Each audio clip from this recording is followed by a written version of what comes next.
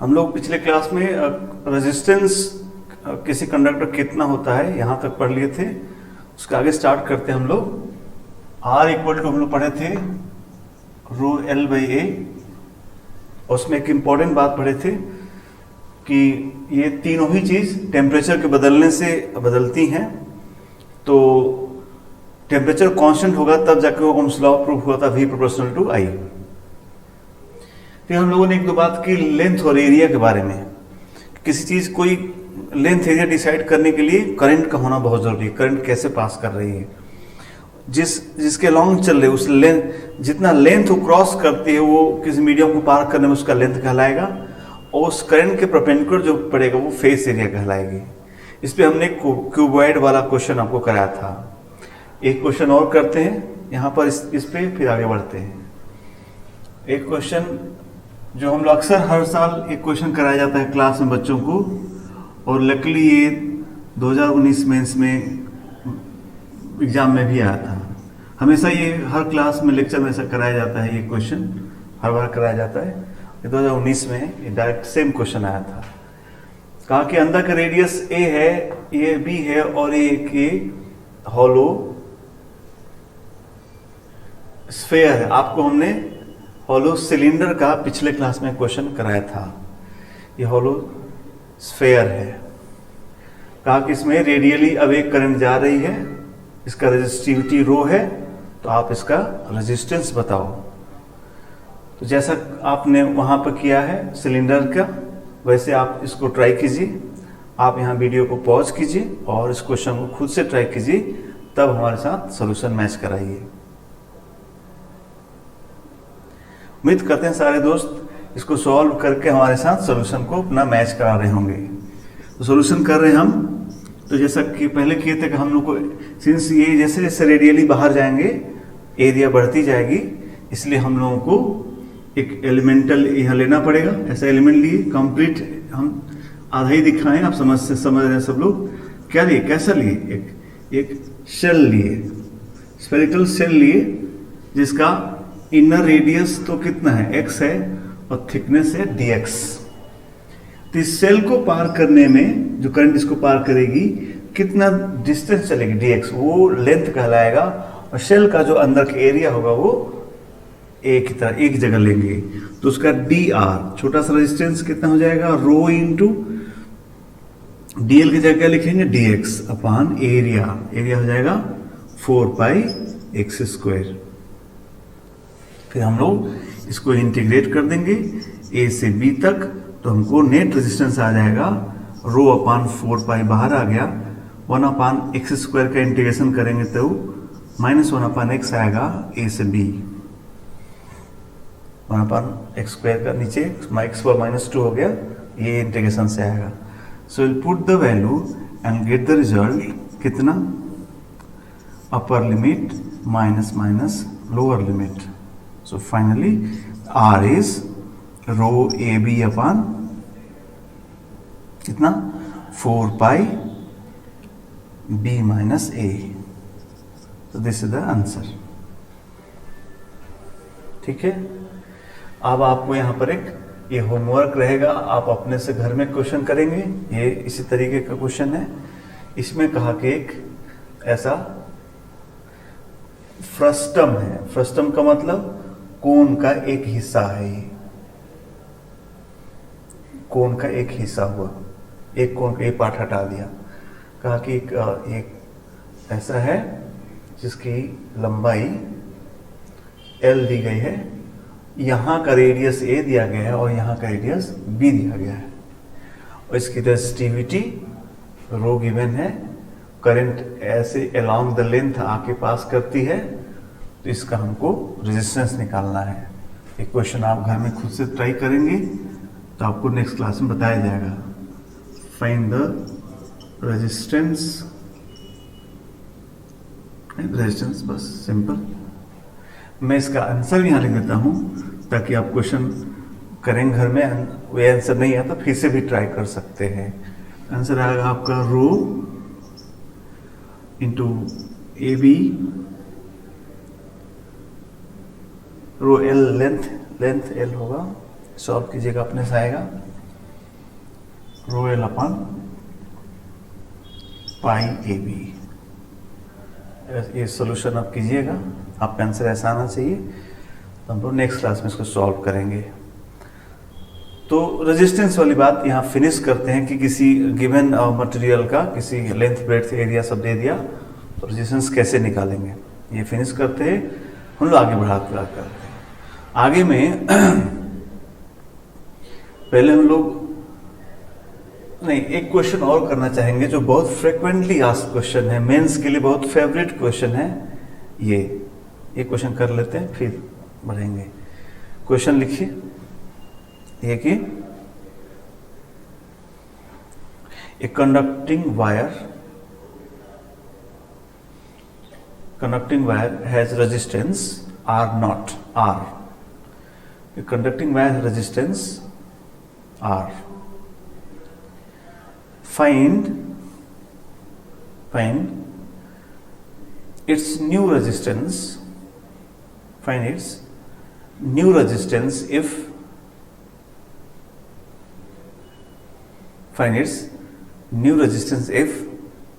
पहला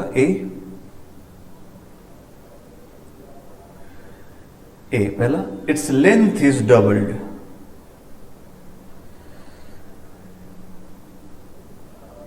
Its length is doubled by stretching. Its length is doubled by stretching. Stretch मतलब खींच दिया गया.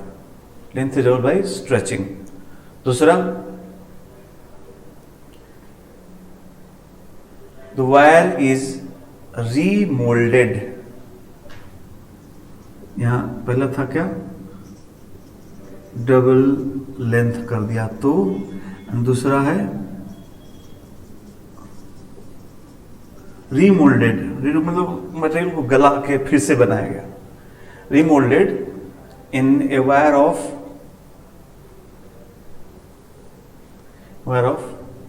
Double the cross section area.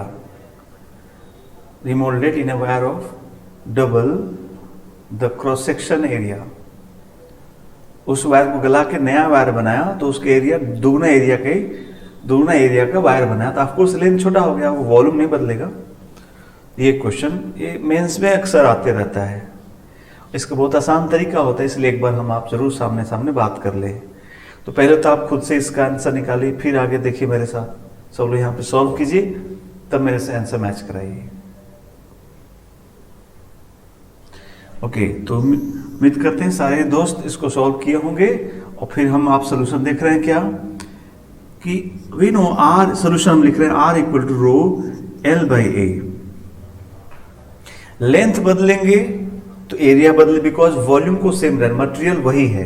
तो लंबा कर देंगे तो एरिया छोटा हो जाएगा। रीमोल्ड एरिया बढ़ा देंगे तो लेंथ छोटा करना पड़े, because the net volume, the total volume of the wire has to be same.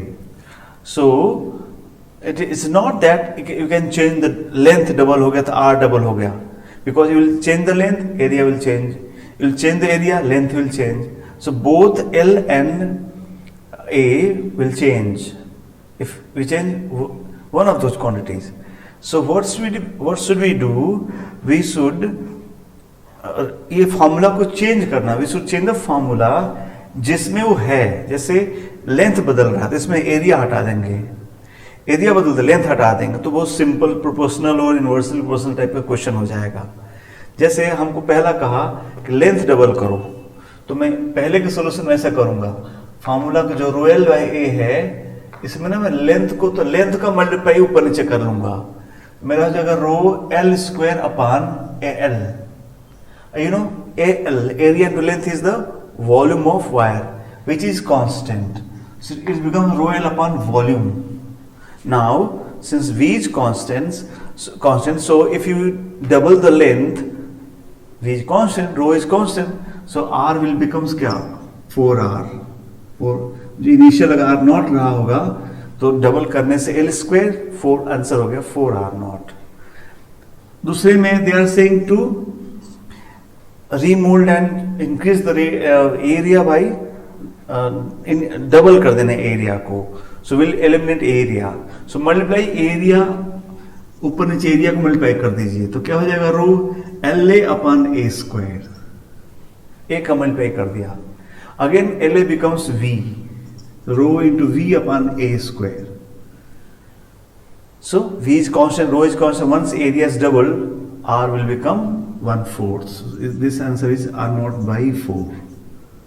So this is how you should change the question. According to the requirement, you change the formula in length or in area only. एक eliminate कर देंगे, ठीक है. तो एक ये question आप जानते रहेंगे.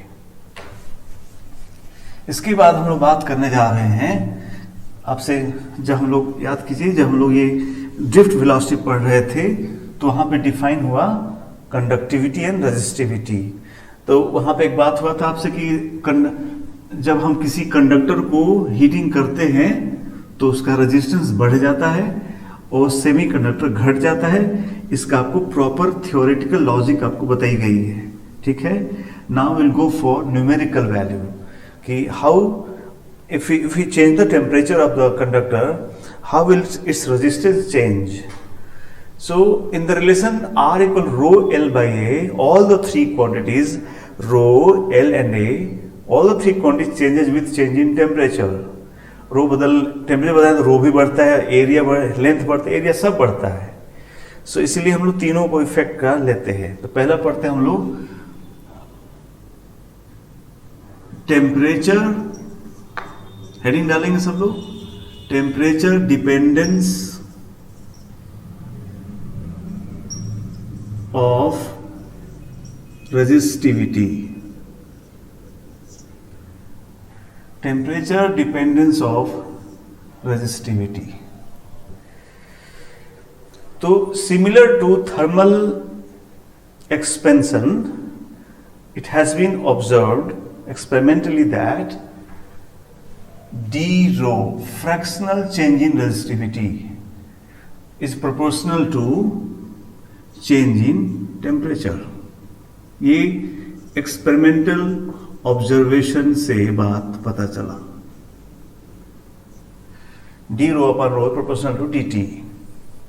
So we'll introduce a constant alpha dt. This is alpha dt.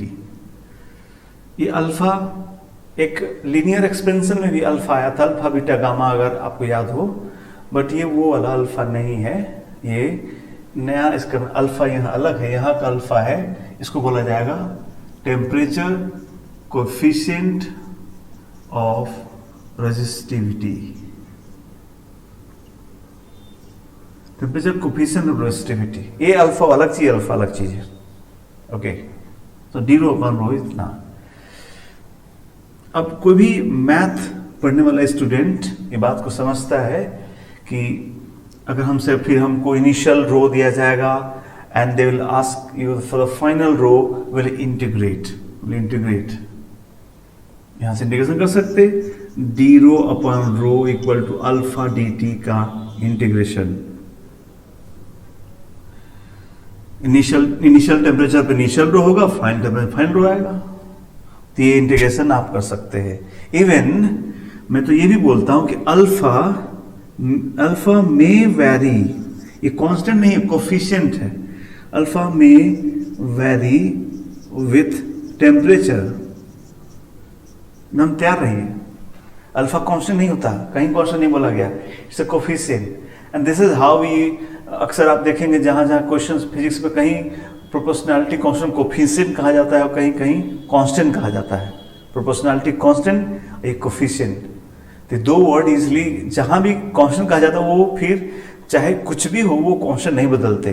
Physical state बदलने से वो कांस्टेंट नहीं बदलते, तो उनको हम प्रोपोर्शनैलिटी कांस्टेंट कहते हैं.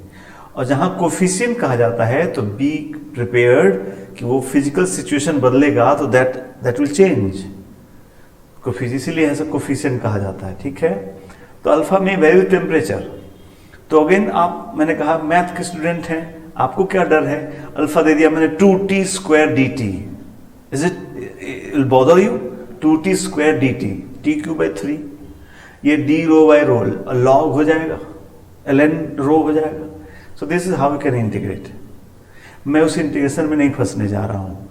बिकॉज ये बहुत रेयर है कि ऐसा इंटीग्रेशन आए। फिर इंटीग्रेशन आएगा तो फिजिक्स नहीं, सीधा कैलकुलस हो जाएगा और मैथ का सीधे रूप उसके बाद खत्म हो जाएगी। हम लोग फिजिक्स में इंटर करने जा रहे हैं तो हमको अक्सर देगा कि फॉर अल्फा इक्वल टू क्या, कांस्टेंट।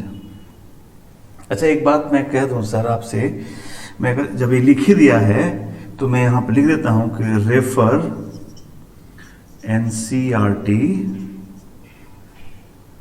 to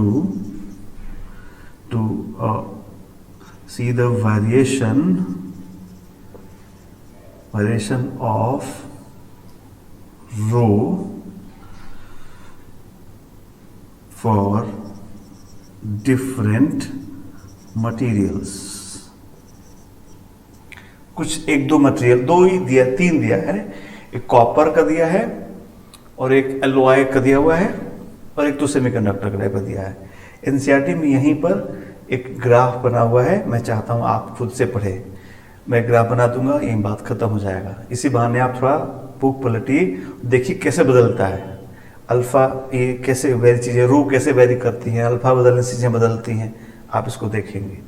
ठीक है, तो मैं आगे बढ़ रहा हूं। अब मैं एक जो ज्यादा क्वेश्चन आते हैं जो हम लोग को, हम उस पर शिफ्ट कर रहे हैं कि हमको देगा कि for alpha equal to constant and delta T small. यही ज्यादातर क्वेश्चन आता है कि अल्फा कांस्टेंट देता है और delta T small variation in temperature का क्वेश्चन होता है। तो वैसे केसेस में आपको ये नहीं भी कहा तो यही मान के सॉल्व करेंगे। ठीक है, ऐसे केसेस में हम क्या करेंगे, हम सिंपल ये डेल्टा रो को हम ऐसे डेल्टा रो लिख देंगे, रो यहां लिख देंगे और अल्फा इंटू डेल्टा टी कर देंगे। इसको हम लोग सीधे यहां ऐसे लिख दिए, स्मॉल चेंज डेल्टा रो, रो अभी कौन सा रो, तो रो आई। मतलब इतना कम चेंज हुआ कि इसमें अभी भाई ये तो चेंज पता चल जाएगा, बट ये जो कुछ था उसमें थोड़ा बढ़ोतरी हुआ, तो बढ़ोतरी निकले करके इनिशियल में थोड़ा बहुत इनिशियल रहने दिए, बट चेंज तो लिखना पड़े कितना चेंज हुआ इंटू डेल्टा टी। बट ये तभी से है जब अल्फा कांस्टेंट हो और डेल्टा टी स्मॉल। नहीं होगा तो मैंने कहा प्रिपेयर हो जाइए, इंटीग्रेशन करना होगा और कुछ नहीं। ऐसा हो गया, so I write delta rho equal to rho I alpha delta T. ठीक है, डेल्टा रो को क्या लिख सकते हैं, final rho minus initial rho into rho I alpha delta T. So rho final equal to rho initial 1 plus alpha delta T. ये formula हो गया रो का with change in temperature, rho F equal rho I 1 plus alpha delta T. ठीक है, what is rho I? Rho I is resistivity, of course, resistivity at reference temperature, not initial temperature. It's reference temperature. Most of the time initial temperature is taken as reference temperature. क्या मतलब?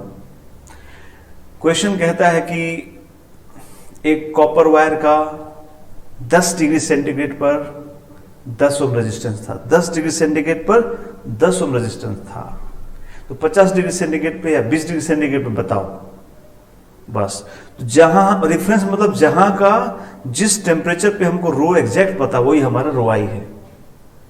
ठीक है, तो आप सीधे यहां लिखते हैं रो एट 50 को rho at 10 plus 1 plus alpha delta T लिख सकते हैं। ठीक है, लेकिन एक क्वेश्चन ये हो जाए पता कि इस टाइम पे ये है एग्जैक्ट पता, तो वही आपका रेफरेंस, वही यहां से स्टार्ट हो जाएगा। बट नहीं कहा, जैसे अब सुनिए सेम क्वेश्चन अलग ढंग सुनिए, कहा कि a copper wire is being heated and its resistance was resistivity was find to be this at 10, then find resistivity at 20। We don't know कि कहां से हीटिंग हो रहा था। It was being heated and at 10 degree centigrade resistivity was rho naught, find resistivity at 20 degree centigrade. So अब आप 10 को initial, because वो तो रास्ते में पड़ा है, was being heated, It was found to be rho naught at 10 and then find rho at 20. So we had to start from somewhere else. तो ऐसे कोई क्वेश्चन जहां पे ये नहीं बताता कि इनिशियल क्या है, वहां एक साइलेंस में छुपा रहता है कि we have to assume it from zero. So zero पे आप रेफरेंस मान के सॉल्व करो क्वेश्चन. ये हम नहीं बोले, ये तरीका है लिखने का. काइनेमेटिक्स पढ़े थे आपको 11th में, याद होगा. तो कहते car is moving with velocity 40 km/s. बस find this. They never mention with respect to ground, because it is understanding between the examiner and the examinee कि if the reference is not given, it is assumed to be with respect to ground. Similarly, if reference is not given for temperature, we have to assume at क्या 0 degree centigrade, and if they are mentioning no, the resistivity of the wire is this at 10 degree centigrade, then find at 20, then start from 10. वो रो not 10 का हो जाएगा, नहीं तो ये 0 से start होगा. ठीक है. This is what I mean resistivity at reference temperature, known temperature. If it is not given, assume 0 at your known temperature. ये रो का फॉर्मूला हो गया.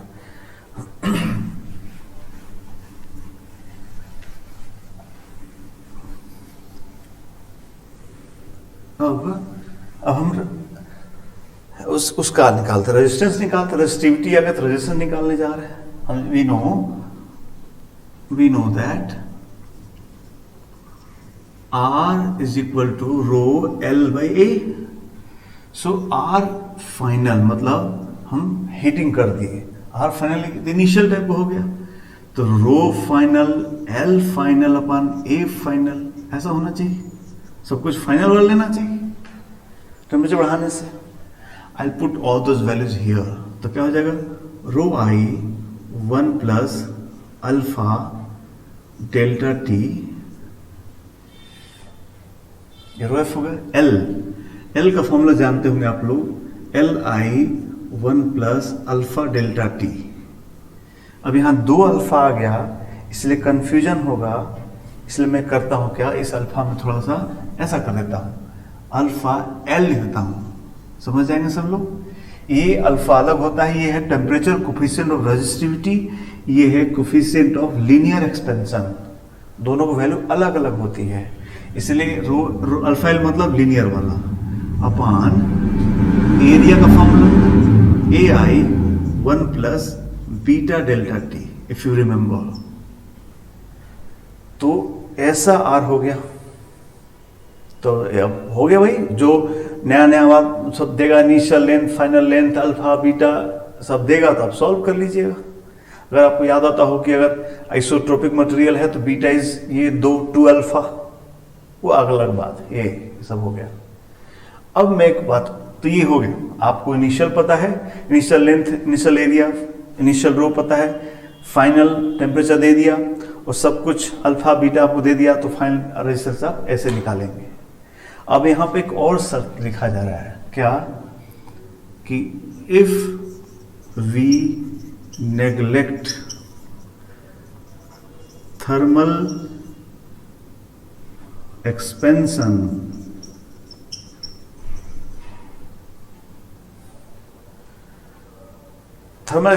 नेग्लेक्ट करते हैं, मतलब कहने होता क्या कि इनके एक्सपेंशन से ज्यादा ही रेजिस्टेंस एक्सपेंशन होता है, ये नेग्लेक्ट कर दे तो क्या हो जाएगा. Right, RF equal to rho I 1 plus alpha delta T और Li और AI, वो ये नेग्लेक्ट कर दिया हमने. तो रो L बाई A ये क्या दे देगा हमको, इनिशियल I RI हो जाएगा. रो L बाई इनिशियल था, इनिशियल रेजिस्टेंस आएगा 1 plus alpha delta T. So finally I will get the lesson RF equal to RI 1 plus alpha delta T. ये resistance का वेरिएशन हो गया. टेम्परेचर बदलने से रेजिस्टेंस कैसे बदलेगा ये दे दिया. बट इस फार्मूले में बहुत सारा लिमिटेशन है इसके पीछे छुपा हुआ. क्या क्या 3 लिमिटेशन क्या क्या है. अल्फा क्या होना चाहिए, कांस्टेंट. डेल्टा T क्या होना चाहिए, स्मॉल. और क्या नेग्लेक्ट करिए, नेग्लेक्ट क्या? Thermal expansion. Alpha constant, delta T small, neglect thermal expansion, तब जाके फॉर्मूला आर का बना। और अगेन फिर वही बात, कुछ नहीं कहा है तो ये एजम्पशंस है, ये नहीं बोला जाएगा आपसे, ये नहीं कहा जाएगा। कोई कहता है तो उसको थैंक यू बोल दीजिएगा, बट डोंट एक्सपेक्ट कि हमको जब तक ये तीनों बात बोलेगा नहीं मैं क्वेश्चन ही सॉल्व करूंगा, ऐसा बात नहीं है। नहीं कहा तो एज्यूम होकर क्वेश्चन सॉल्व करेंगे, ये आर का फॉर्मूला हम लगाएंगे, ठीक है। द वेरिएशन ऑफ आर ऐसे बदलेगा, ठीक है। इस पे हम लोग एक दो क्वेश्चन करेंगे तब आगे बढ़ेंगे।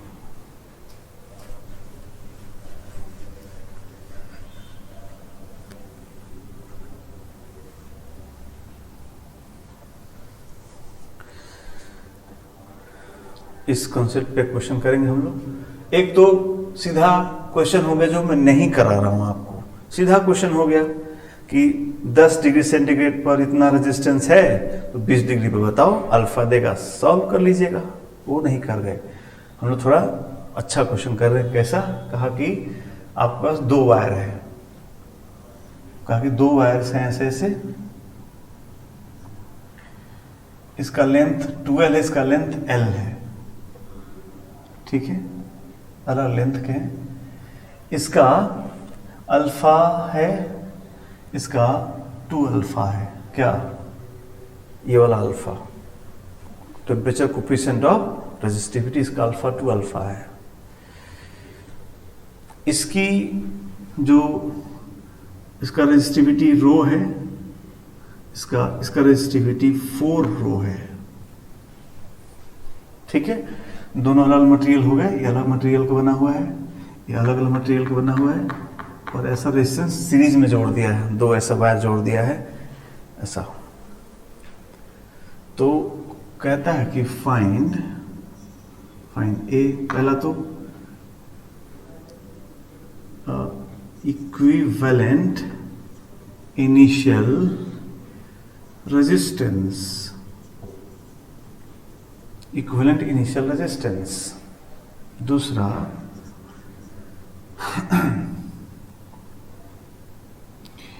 Equivalent resistivity, equivalent resistivity. तीसरा बात equivalent coefficient of resistivity alpha.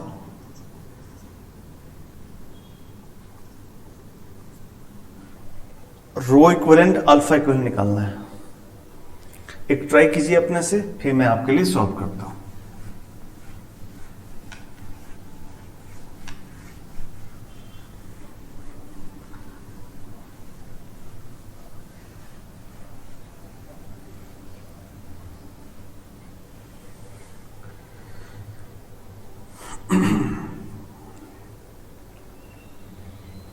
तो उम्मीद करते हैं सारे स्टूडेंट्स कर लिए होंगे, मैं आपके लिए सॉल्व करता हूं। इनिशियल रेजिस्टेंस इस सीरीज में है, हालांकि मैं अभी आपको सीरीज और पैरेलल जोड़ना मैं पढ़ाऊंगा, और आप 10th में जानते हैं सीरीज में रेजिस्टेंस R1 प्लस R2 हो जाता है, पैरेलल में 1/R1 प्लस 1/R2 टाइप का होता है। तो अभी आपकी उस जानकारी को लेकर सोल्यूशन किया जा रहा है, ये चीज प्रूव भी किया जाएगा। तो पहला सोल्यूशन हुआ हमारा R equivalent equal to R1 plus R2। मैं आप पे विश्वास करता हूं कि आप ये क्वेश्चन अपने साथ ट्राई जरूर किए होंगे, अदरवाइज इस सोल्यूशन का कोई मतलब नहीं है। ये सब सोल्यूशन सभी बुक्स में भी अवेलेबल है। तो अगर आपको लर्न करना सीखना चाहते हैं खुद से, वो आपको ट्राई करना होगा, आपको ट्राई करना है, फिर सोल्यूशन देखना। सोल्यूशन तो मैं दे ही रहा हूँ, इससे क्या होगा कि आपको मेथड डेवलप होंगे, आप अपनी गलतियों को पहचानेंगे, और कहाँ रुकते हैं उसका जब पहचान होगा तो अगले क्वेश्चन वो रुकावटें हटेंगी आपकी लाइफ से। इसलिए ये पढ़ने का ढंग में कोई चेंज नहीं। आप सिंपल वीडियो को फॉलो कर लेंगे, पंडित जी का कथा हो जाएगा, प्रसाद नहीं मिलेगा, कोई फायदा नहीं होगा। इसलिए जो कहा जा रहा है टीचर के साथ रेजोनेट होकर चलिए, जैसे भला होगा वो चीज़ हम आपके सामने बोलते चल रहे हैं। तो आप पे विश्वास करते हैं, आप करके करेंगे, नहीं किए तो पॉज कीजिए, एक ट्रायल लीजिए, ये तो पता लगे कहाँ फंस रहे हैं, क्या नहीं आ रहा है, तभी इसको देखेंगे। आप पहले कोई चीज को भर, किसी चीज में कुछ सामान भरना है तो पहले खाली तो कीजिए उसको, खाली तब तो चीज भरेगा। उसमें कुछ पता ही नहीं तो आपको कुछ चाहिए ही नहीं, तो चीज डालेंगे तो वो बाहर गिर जाएगा, आपको लगेगा भर रहे हैं, बाहर गिर जाएगा, उसका कोई फायदा नहीं। इसलिए आप ट्राई कीजिए, आपसे हो जाता है तो बहुत अच्छी बात है, और नहीं होता है तो और अच्छी बात है, बिकॉज आपने ये जान लिया कि आपको कहाँ पे प्रॉब्लम आ रहा है, वो प्रॉब्लम लाइफ से खत्म हो जाएगी आपके। चलिए मैं करता हूं, तो दोनों का रेजिस्टेंस जोड़ देते हैं। इसका रेजिस्टेंस हो गया रो इंटू एल, मतलब 12 upon A, area A cross section दिया रहेगा आपको, सेम है, प्लस इसका रेजिस्टेंस 4 रो लेंथ एल अपॉन ए, 6 रो एल अपॉन ए। ये पहला क्वेश्चन का आंसर हो गया। दूसरा बी का resistivity, equivalent resistivity. Equivalent resistivity का मतलब कि दो, ये जो वायर है ऐसा ही एक वायर होता, उसका रो 4 रो ना होके सिर्फ एक रो होता तो कितना होता। तो क्या मतलब, हम सब चाहते हैं कि एक वायर लीजिए इसी के जैसा मतलब इतने एरिया को और इतने लेंथ का, ये गलती नहीं करना है, 3L लेंथ नहीं लेना, 3L लेंथ इसी के जैसा, ज्योमेट्रिकली सेम होना चाहिए, रेजिस्टेंस सेम होने के लिए क्या होना चाहिए, तो इसका रो इक्विवेलेंट कितना होना चाहिए ताकि इसका रेजिस्टेंस उतना ही हो जितना दोनों का मिल के हुआ। तो हम दोनों मिल के निकाल चुके हम लोग, तो इसका पहले निकालते, इसका कितना हो जाता, रो इक्विवेलेंट, रो एल मतलब कितना, 3L अपॉन ए, ये होना चाहिए जो कि है कितना, इतना 6 रो L बाई ए। इसलिए यहां से प्रूव हुआ कि the rho equivalent is equal to 2 rho. देखिए कट गया, 2 रो बचा, तो रो इक्विवेलेंट इज 2 रो।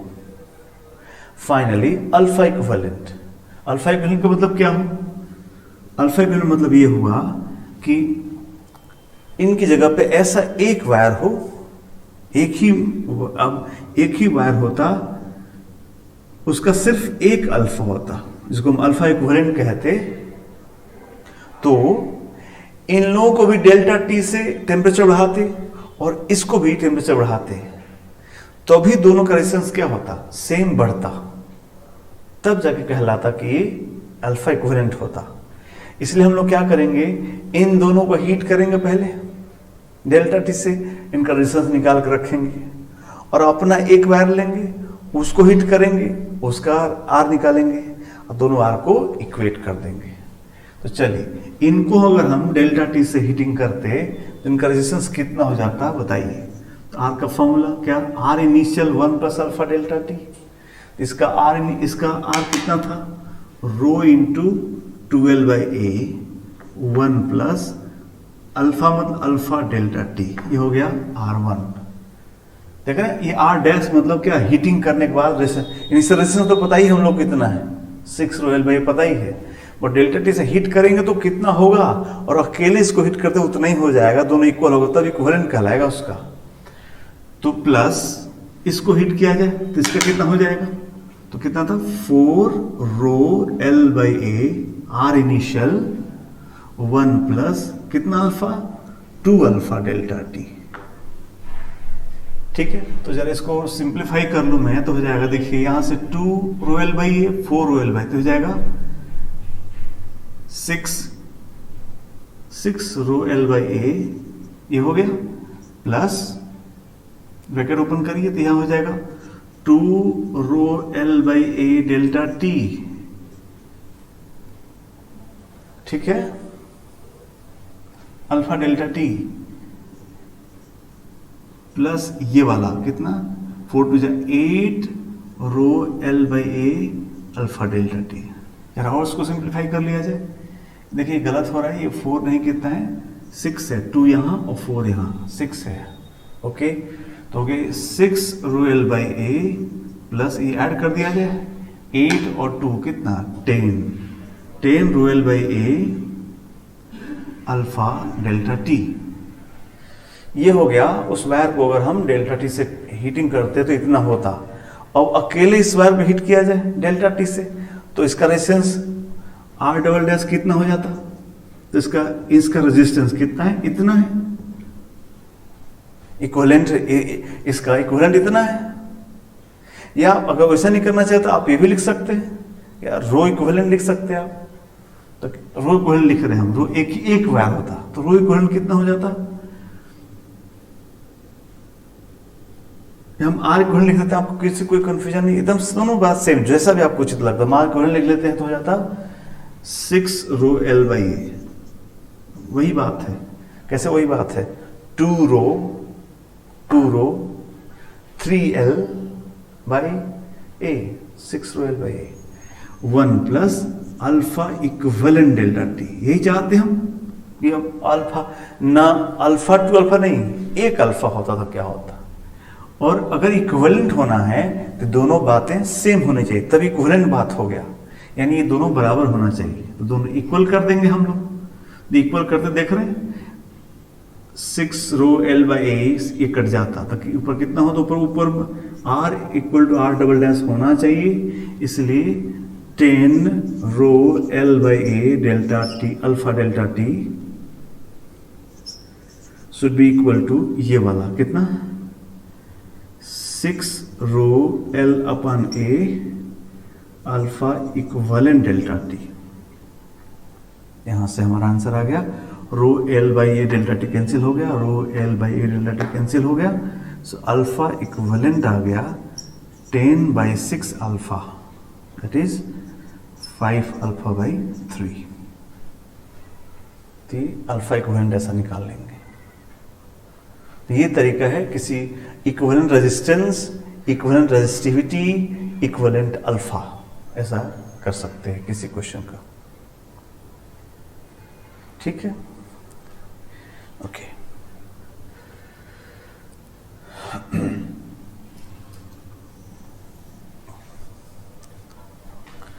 अब और बात करते हैं रेजिस्टेंस का। तो बात चल गई, रेजिस्टेंस कितना होगा ये निकल गया, रेजिस्टेंस में कितना पोटेंशियल डिफरेंस निकल गया कि रेजिस्टेंस में अगर किसी रेजिस्टेंस, ऐसे ये सिंबल है रेजिस्टेंस का, आर रेजिस्टेंस में अगर करंट आई बहती है तो ओम्स लॉ के हिसाब से हम लोग पढ़े हैं कि जो V होगा इक्वल टू क्या होगा, आई आर, जी मतलब डेल्टा V, है ना। तो अब रेजिस्टेंस का यूज क्या है, रेजिस्टेंस तो पढ़ लिए, what is the use of resistance. एक तो रहा कि पोटेंशियल ड्रॉप के लिए ऐसा है, तो पोटेंशियल ड्रॉप के लिए तो और भी बहुत सारा चीज है, कैपेसिटर है, सेल है, वहां भी होता है। रेजिस्टेंस का क्या यूज है, तो रेजिस्टेंस का किसी भी इलेक्ट्रिकल सर्किट में रेजिस्टेंस का सिर्फ एक यूज है, हीट लॉस। रेजिस्टेंस का और दुनिया में कोई काम नहीं, कोई सर्किट में रेजिस्टेंस का कोई काम नहीं, सिर्फ वो कहीं हीट लॉस कराना है तो आपका बस रजिस्टर होना चाहिए। कैपेसिटर आपका एनर्जी स्टोरिंग डिवाइस है, यही एनर्जी डिसिपेटिंग डिवाइस है। तो ये कभी अनचाहे होगा, कभी चाह के होगा। कभी हम चाहते कि हीट लॉस हो, हीटर कॉयल होते चाहते हीट लॉस हो, और कभी अनजाने में होगा, जहां हम नहीं चाहते वहां भी होगा। हम घरों में वायर लगा रखे हैं जहां पे सारा आपका इंस्ट्रूमेंट, इलेक्ट्रिकल इक्विपमेंट चल रहे हैं, तो उन वायर्स में तो हीट लॉस नहीं चाहते थे, बट मजबूरी है, वायर है, आर है, आई है, तो हीट लॉस होगा। सो उसमें हीट लॉस होके रहेगा। इसलिए हम लोग क्यों नहीं पढ़े कितना हीट लॉस होता है, पढ़ लेते हैं, ठीक है। तो यहां हम पढ़े heat loss in A register, heat loss in register. तो हीट लॉस निकालना है तो एक्चुअली क्या है कि जब ये करंट चलेगा तो लगातार करंट होते रहेगा, तो हीट की जगह पावर निकाल लेते हैं कि 1 सेकेंड में कितना हीट लॉस हुआ। फिर जितना, बिकॉज लगातार करंट बह रहा है तो लगातार उसमें से क्या हीट लॉस होते रहेगा। तो हीट की जगह उचित होगा क्या पढ़ना, पावर, यानी भाई 1 सेकेंड में कितना हीट लॉस हुआ, फिर जितना सेकेंड में आएगा मल्टीप्लाई कर दिया जाएगा, कांस्टेंट करंट है तो, या नहीं हो तो इंटीग्रेट कर लिया जाएगा। तो पहले हम लोग पर यूनिट टाइम में हीट लॉस पढ़ते हैं, एनर्जी लॉस्ट पर टाइम इज क्या, power. So better heat loss हम जरूर लिखे हैं, बट हम लोग पढ़ने जा रहे हैं क्या, पावर लॉस। पावर लॉस मतलब क्या हुआ, heat loss per unit time. ऐसा क्यों पढ़े समझ में आता है? अक्सर आप देखते हैं ना, कहीं कहीं पावर पढ़ाते हैं, कहीं हम लोग एनर्जी पढ़ाते हैं, कहीं हीट पढ़ाते हैं। ऐसा क्यों करते हैं? ये आप जब समझोगे लगेगा कि हाँ, इस हीट कौन पढ़ेगा, मुझे पावर ही पढ़ाइए सर। भाई यहाँ लगातार कोई चीज चल के रुक जाता, मैं पूछता कि तब उसमें हीट लॉस बताओ। जो लगातार बह रहा है उसमें टोटल हीट कैसे पूछेंगे आप, है कि नहीं? जैसे गंगा में पानी बह रहा है, तो क्या ये उचित क्वेश्चन है कि गंगा में कितना पानी बहा,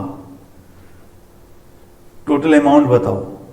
इसका कोई मतलब ही नहीं है कि तो पूछोगे सर बताओ कितना दिन तक, कितने घंटे तक, कितने मिनट के पूछ रहे हो आप, तो ऐसा क्यों? अच्छा, मैं पूछूंगा तालाब में कितना पानी है, तो क्या आप समझो कितने समय तक? वो फिक्स है, उतना ही है। तालाब में पूरी कितनी पानी आप पता कर सकते हैं, बट गंगा में कितना पानी बह रहा है ये तो नहीं बता सकते। तो वहां पर कहेंगे सर एक काम कीजिए, मैं बताता हूँ पर सेकंड कितना पानी बह रहा है। बैठ के अपना कैलकुलेशन कर लीजिए कि दिन भर में और मिनट में कितना निकलेगा, घंटे में कितना निकलेगा। जिसमें लगातार कोई चीज कॉन्टिन्यूस बह रहा है, वहां पर अमाउंट न पढ़ के उसका रेट पढ़ा जाता है, और जो चीज फिक्स है वो उतना ही है, तो फिर उसे टोटल पूछ लिया जाता है। कैपेसिटर में आपने ये नहीं पढ़ा कि पावर स्टोर्ड इन कैपेसिटर, नहीं पढ़ा। क्या पढ़ा? Energy stored in capacitor, because वो सेल से एनर्जी निकाल के ला के वहां पर रख दिया था, वो स्टोर हो जाए, उसने बढ़ना घटना नहीं, तो टोटल इसलिए वहां पर उसमें भी समय लगा। कैपेसिटर से सेल से एनर्जी जाके कैपेसिटर में स्टोर होने में टाइम लगता है, ये नहीं पढ़ा। बट अंत में जाके वहां रुक जाता है, वो बहना बंद हो जाता है, इसलिए वहां पूछते हैं find the energy stored in capacitor, not power stored in capacitor. इसीलिए हम पावर पढ़ना उचित बात है, पावर पढ़ लिया जाए। तो होता क्या है, देख रहे ऐसा सोचेंगे, जो हमने अभी ये रजिस्टर बनाया था आर, तो एक पॉइंट ए और बी है, इसमें से अगर आई करंट बह रहा है तो एक्चुअली पर यूनिट टाइम इसमें से आई इक्वल क्या होता है? D Q by D T. तो एक्चुअली क्या हो रहा होगा, डी टी टाइम में डी क्यू चार्ज यहां से यहां ले जाया जा रहा होगा, सुन रहे बात? तो और आई कांस्टेंट है, आई कांस्टेंट है, यानी क्या? ड्रिफ्ट वेलोसिटी कांस्टेंट है, माने स्पीड में चेंज नहीं हुआ। जबकि हाई पोटेंशियल से लो पोटेंशियल में चार्ज चलाया गया। इलेक्ट्रोस्टैटिक्स चैप्टर में पढ़ाया गया कि अगर डेल्टा वी से क्यू को चार्ज को चला दिया जाए तो वी उस पर वर्क होता है कितना? क्यू डेल्टा वी वर्क हो, तो वर्क होने से एनर्जी बढ़नी चाहिए ना। किसी चीज पर आपने पॉजिटिव वर्क कर दिया तो उसमें क्या होना चाहिए? एनर्जी बढ़नी चाहिए। तो आई बह रहा, इधर इलेक्ट्रिक फील्ड है, याद की जगह का कंडक्टर आपको याद होता है, इलेक्ट्रिक फील्ड ऐसे बहता था, जिधर आई बहता था इलेक्ट्रिक फील्ड वर्क करता था। बट इलेक्ट्रिक फील्ड वर्क करता है और उसका वो नहीं बदल रहा है। मैं इसको अगर आपको याद दिलाऊं तो आपको और अच्छा लगेगा बात कि कंडक्टर है जिसमें ऐसे इलेक्ट्रिक फील्ड हुआ करता था। अभी हम लोग पढ़े हैं ड्रिफ्ट वेलोसिटी 8 आउट। तो आप सोचो एक यहां पे, यहां से अगर चार्ज यहां जा, डीक्यू चार्ज यहां से यहां जाता है तो इलेक्ट्रिक फील्ड लगातार उसको धक्का मार रहा है। बट याद होगा उसका स्पीड जो हमने क्या माना? कांस्टेंट, ड्रिफ्ट वेलोसिटी कांस्टेंट माना, मतलब काइनेटिक एनर्जी में चेंज नहीं हुआ। यानी क्या? आप बाहर से कोई चीज कांस्टेंट वेलोसिटी चल रहा है और बाहर से आप क्या कर रहे हो? एनर्जी दे रहे हो, उसका एनर्जी नहीं बढ़ रहा है, मतलब उस एनर्जी का लॉस हो रहा है। तो वही जो ये जो फील्ड जो वर्क करता है और उसके इलेक्ट्रॉनों पर कोई फर्क नहीं पड़ता, वो कांस्टेंट स्पीड से चल रहे होते हैं। तो जो ये इलेक्ट्रिक फील्ड वर्क करता है, यानी सेल जो वर्क करती है, that work is lost in form of क्या? Heat. So I wanted to explain you what is the cause of heat, from where does this energy comes, why there is loss. So why there is loss? Because once electron starts moving, the field accelerates, gives some energy, but due to collision, it comes to rest. The energy loss हो गया। फिर ऐसे collision करते करते करते हर बार बढ़ता घटता है, बढ़ा लड़ा, तो जो हर बार जो एनर्जी बढ़ा वो collision होकर लॉस हो रहा है। लॉस किस में हो रहा है? लैटिस में। कॉपर है तो कॉपर के इलेक्ट्रॉन चल रहे, कॉपर के एटम्स नहीं चल रहे। इलेक्ट्रॉन चल रहे, इलेक्ट्रॉन को कॉपर को मारे तो लैटिस हिल जाती है और ये इसको ऐसे कोई एटम अपनी जगह वाइब्रेट करता है, उसको बोलते हैं thermal agitation, and that is that is energy. So the energy in electron was given by electric field, and that electron hit the atoms of copper. So that energy gained due to electric field is transferred to the copper atoms. So that material gets hit up, and electron again रुके फिर चले due to force लगा वाले. So उनका average velocity कौन से मानते थे? So finally we will say that whatever the energy is done on the electrons by the cell, by the field, that energy is lost in the lattice of the conductor, and electrons keep on moving with the same speed. सही बात. So बस तो यही लिख दिया जाए कि whatever the work has been done on the charge dq, that has converted into heat loss. So जैसा हम लिखने जा रहे हैं कि work done on charge dq in time dt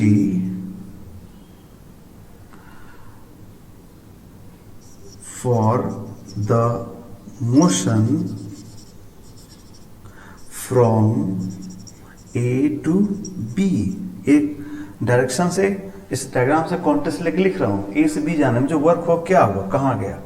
सो क्या हुआ, D W equal to D Q into delta V. Q delta V formula लिखा वर्क का, work equal D Q delta V. सही है. सो कितना हो गया, सो डी डब्ल्यू ये वर्क डन हुआ सा, डी डब्ल्यू कितना हो गया डी क्यू. और डी क्यू क्या लिख सकते हैं हम लोग, I D T. I D T D Q की जगह लिख दिया, 80 नहीं डेल्टा वी है, I delta V. So D T इधर ला दे तो D W by D T equal कितना, delta V into I, and this is क्या, power, delta V into I.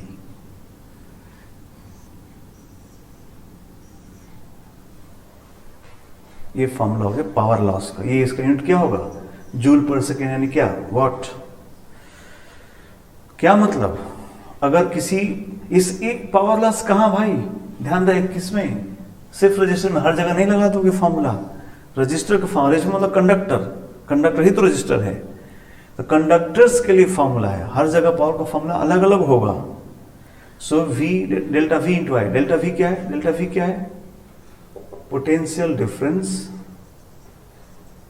Difference across the resistor. Resistor मतलब क्या, conductor are registers.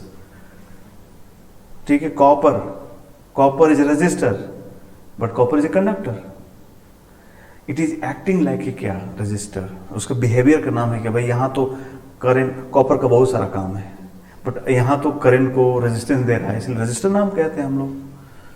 Potential difference across register. इसका मतलब क्या हुआ, आज से अगर किसी रजिस्टर में करंट आई बहेगा तो पावर लॉस का फॉर्मूला हो जाएगा V इंटू आई. लिख दे, डेल्टा भी बार बार नहीं लिखेंगे, V मतलब पोटेंशियल डिफरेंस, V इंटू आई लिख सकते हैं. हाँ, और ओम्स लॉ के हिसाब से हम V को IR लिख सकते हैं. Ohm's law V equal IR.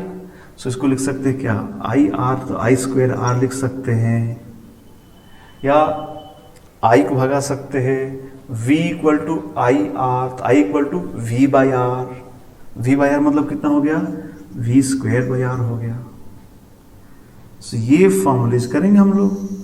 कौन सा यूज करेंगे आप, जो आपको अच्छा लगे, जो क्वांटिटी दी गई, जहां जो कौन उसके हिसाब से यूज करे. सब एक ही बात है, सब एक ही चीज है, जो जहां यूज करना करिए.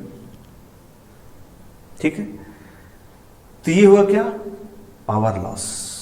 अब हीट लॉस तो टाइम पूछेगा, तो हम बस यहां लिख के छोड़ देते हैं कि heat loss is integral P D T.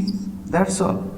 समझदार बच्चे के लिए और कुछ बोलने की जरूरत ही नहीं है कि सर पावर पता है, हीट लॉस निकाल देंगे आपका, डी टी टाइम इंटीग्रेट जहां तक निकालना है. अगर पी कॉन्स्टेंट तो पी इंटू डेल्टा टी लिखाएगा. ये आप समझदार बच्चे हो, यहाँ कर लो, अलग से कुछ बोलने की जरूरत नहीं है. मैंने फॉर्मूला पता होना चाहिए, बाकी तो वैसे ही होगा.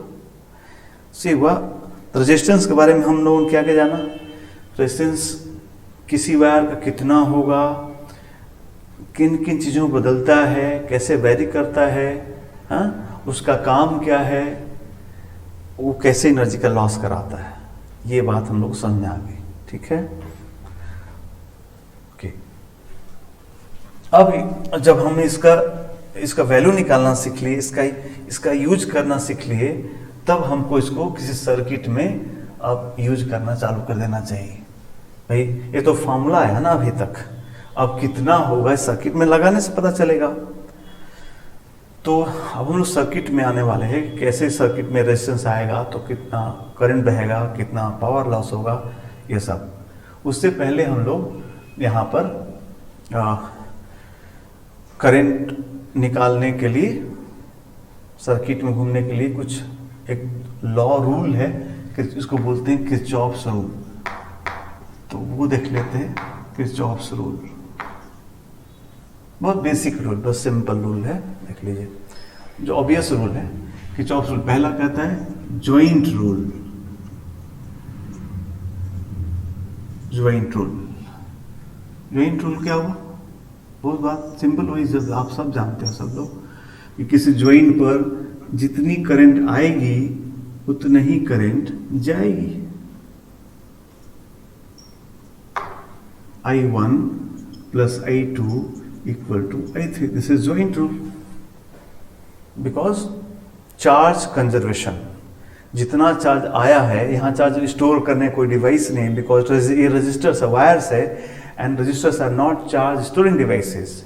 So whatever charge has entered to this joint, come to this joint, same amount of charge will go away from the joint. So यहाँ joint rule लिखना है स्कूल में, तो क्या लिखेंगे हम लोग? लिख दिया जाए लाइन यहाँ पर, स्कूल में आता है डिस्क्राइब किरचॉफ्स रूल, तो लिखना होगा आपको, इतना लिख के नहीं छोड़ेंगे, लिखेंगे करेंट अल्जेब्रिक सम, स्केलर है ना, तो आप साइन के साथ जोड़ेंगे। तो अल्जेब्रिक क्या, अल्जेब्रिक मत लिखिए, जब अलग लिख रहे हैं तो प्लस माइनस की बात ही नहीं है, हमें लिख रहे हैं जितनी करंट आई उतनी करंट जाएगी, तो माइनस प्लस का तो सवाल ही नहीं होता है। अल्जेब्रिक मत लिखिए, सीधा लिखिए, ठीक है, कि the net current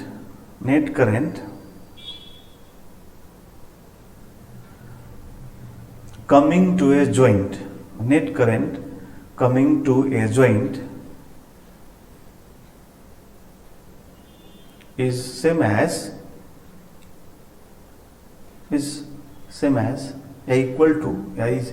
equal to the current leaving, छोड़ देना, लीव कर रहा उसको, leaving the joint. Net current coming to the joint is equal to the net current leaving the joint. Net current leaving the joint. ठीक, इसको बोलेंगे joint rule. दूसरा होता है लूप रूल। लूप रूल क्या है? वही जो आप कैपेसिटर में आप पढ़े हो, तो ऐसा लूप में चलना है जहां चल के वहीं चले आना है, ऐसा ना, तो पोटेंशियल जीरो हो जाएगा, वही वाला। तो जैसे किसी कोई रेजिस्टेंस है, सेल है ना, मान लीजिए R1 है, ये E है, इधर एक और रेजिस्टेंस ऐसा बहुत सारा ऐसा बना दिया जाए, R2, एक और सेल बना लें, 2 सेल कर लें हम लोग, एक रेजिस्टेंस की जगह 2 सेल कर ले, तो R1, E1, R2, E2, R3 ऐसा। तो इस लूप, ऐसा अगर हम इस लूप में घूमें, जहां चल वहीं चले आए, तो ये सिंस ये जो करंट बह रहा है इसमें इलेक्ट्रिक फील्ड बना हुआ है, इलेक्ट्रिक फील्ड है ना इसमें, रेजिस्टेंस में इलेक्ट्रिक फील्ड होता है ना, चलाता है, इलेक्ट्रिक फील्ड है, सेल है, तो जहां चले वहीं आएंगे, तो इलेक्ट्रिक फील्ड है, कंजर्वेटिव फील्ड है नहीं, तो कंजर्वेटिव फील्ड है तो क्या करो, कंजर्वेटिव फील्ड में अगर क्लोज पाथ चलते हैं तो वर्क जीरो होता है, तो वर्क जीरो होगा, तो डीक्यू चार्ज को अगर हम इसमें पूरा से चला दे, पूरा लूप में, तो जहां से चले वहीं चले, या तो डेल्टा भी जीरो हो गया, तो डीक्यू इंटू डेल्टा भी क्या होगा, जीरो हो गया।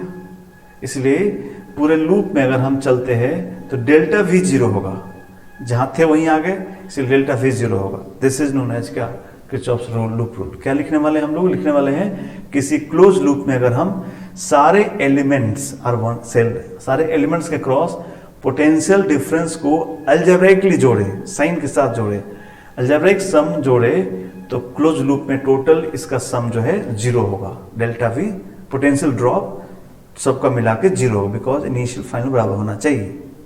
तो लिखा है स्टेटमेंट, लिख स्टेटमेंट पे लिख लें, फाइनल बात लिखा जाए, लिखा जाए the algebraic sum of potential drops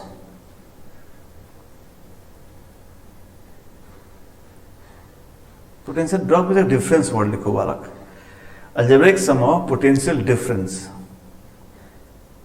algebraic मतलब potential difference high low plus minus सब के साथ लिखना होगा। Algebraic sum of potential difference across each element, element का मतलब रेजिस्टेंस, सेल, ये सब बातें, अक्रॉस ईच एलिमेंट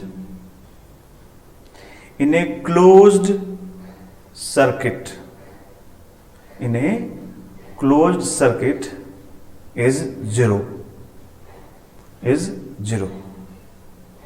ठीक है, और जब लिख देंगे इसे तो इसमें एक बार लिख भी देंगे, इसे आई मान लीजिए बह रहा है, उसमें टोटल करंट आई इसमें हर जगह बह रहा हो, एक ही करंट बहेगा तो ऐसा आई, तो इस डायग्राम के जो बात बोले हैं उसको यहाँ लिख भी देंगे, तब बात कंप्लीट होता है। इसे यहाँ डायग्राम बना के बात लिखे ना, ये बात को भी लिख देना है। देखिए जीरो लिख दिया, फिर लिख दीजिए कि for example in the shown diagram, for example in the shown diagram, for example in the shown diagram क्या क्या ऐसे चला जाए। तो देखो बालक, करंट किधर से किधर बहती है, हाई पोटेंशियल से किधर, लो पोटेंशियल। हमेशा करंट हाई पोटेंशियल से फील्ड के अलोंग, तो फील्ड किधर होता है, हाई से लो होता है ना, तो करंट फील्ड अलोंग चलेगी। ये ओम्स ने कहा कि डिफरेंस कितना होगा, I R, V equal I R. तो किसमें डिफरेंस, हाई से लो में। तो जब यहां से यहां चलोगे तो ये हाई से लो जा रहे हो तो क्या वो घटेगा, हाई से लो घट जाएगा, इसलिए ऐसा लिखे V A minus I R, घट गए, कहां पहुंच गए, बी। तो करंट के लॉन्ग चलोगे तो पोटेंशियल हाई से लो जा रहे हो, इसलिए वो घटेगा, माइनस लिखेंगे। तो क्या लिखेंगे यहां से, minus I R one, high से लो माइनस ई वन, हाई से लो माइनस आई आर टू। देख रहे हैं यहां लो से हाई, देख रहे हैं लो से हाई, तो plus E two, plus E two. अगला करंट जा रहे हैं हाई से लो, करंट के लॉन्ग चलना ही हाई से लो है, तो हाई से लो तो माइनस आई आर थ्री, और वहीं चले आए, ये सारा अलजेब्रिक सम, साइन के साथ सबका सम क्या होगा, जीरो। तब ये पूरा बात लिखें, तब किरचॉफ्स रूल आपका कंप्लीट हुआ। ठीक है, बात सिंपल है, बट बात पूरी ढंग से लिखना होगा स्कूल एग्जाम में आपको। अब हम लोग जेई के लिए इसका एकदम अगले क्लास से यूज करना चालू करेंगे। रेजिस्टेंस निकालना तैयारी हो चुका है, सर्किट में यूज कर प्लानिंग हो चुका है। अब हम अगले क्लास से सर्किट को सॉल्व करना, रेजिस्टेंस को जोड़ना घटाना पहले, तो फिर सर्किट को सॉल्व करना नेक्स्ट क्लास से हम लोग सीखेंगे। ठीक है, ओके।